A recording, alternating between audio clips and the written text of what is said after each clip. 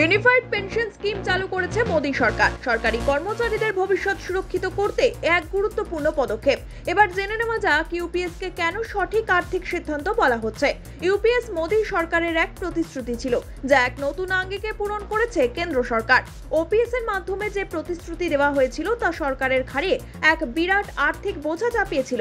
সেই সময় সামাজিক উন্নয়নমূলক কাজে অর্থ বরাদ্দের সমস্যায় পড়ে রাজ্য সরকারগুলি। এর ঠিক বিপরীতে ইউপিএস সঠিক আর্থিক নীতির উপর ভিত্তি করে তৈরি করা হয়েছে, যার ফলে নিশ্চিত পেনশন দেওয়ার পরেও দেউলিয়া হওয়ার সম্ভাবনা এড়ানো গেছে।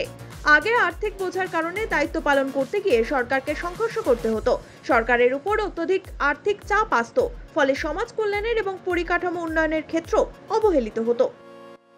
For example, my wife is a doctor, she would be getting a basic pay of 1 lakh rupees. So that 1 lakh becomes her basic pay. And then you have a dearness allowance, which is indexation.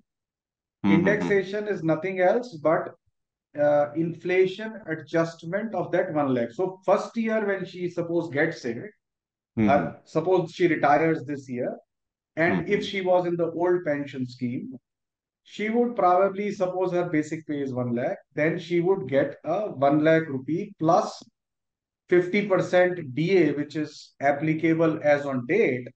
Right. So she would get 1.5 lakh rupees as pension.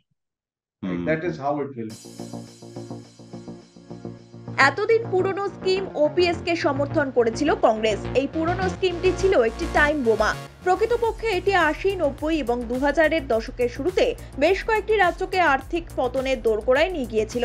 কিন্তু UPS OPS এর থেকে সম্পূর্ণ ভিন্ন। এটি সরকারকে বিপদে না ফেলে পেনশনকে সুরক্ষিত করতে সক্ষম। ইউপিএস সরকারি কর্মচারীদের চিন্তা দূর করতে সহায়তা করে, পাশাপাশি আর্থিক দায়বদ্ধতা বজায় রাখতেও সাহায্য করে।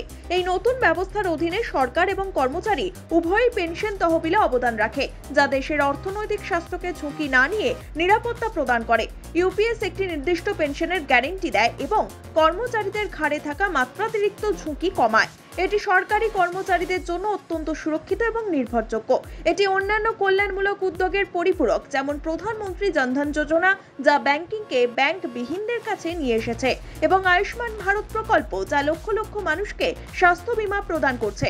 এই প্রোগ্রামগুলি ভারতের বিশাল জনসংখ্যার জন্য একটি নিরাপত্তা জাল তৈরি করতে একসঙ্গে কাজ করে। UPS is being done for central government employees, which are 67 odd lakhs or something of that kind, which are there.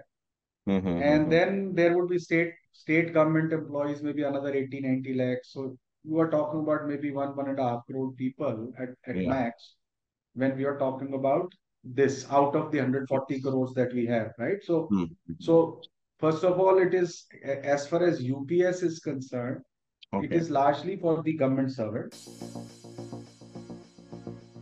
ভারতের আকার এবং বৈচিত্র্য একটি পেনশন ব্যবস্থার দাবি করে, যা নমনীয় এবং নির্ভরযোগ্য উভয়ই। ইউপিএস সরকারি কর্মচারীদের নির্ভরযোগ্য হয়ে উঠতে সক্ষম।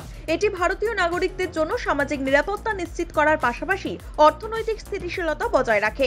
এভাবেই পূরণ হয় মোদী সরকারের প্রতিশ্রুতি। ইউনিফাইড পেনশন স্কিম ভারতের পেনশন সংস্কারের জন্য একটি চিন্তাশীল পদ্ধতির প্রতিনিধিত্ব করে। এটি শুধু সরকারি কর্মচারীদের ভবিষ্যৎ সুরক্ষিত করে তা নয়, ইউপিএস দেশের আর্থিক স্বাস্থ্য নিশ্চিত করে। দেশের উন্নয়ন অব্যাহত থাকায় আগামী দিনে এই ভারসাম্য বজায় রাখতে একটি গুরুত্বপূর্ণ ভূমিকা পালন করবে UPS. Bureau report, one India Bangla.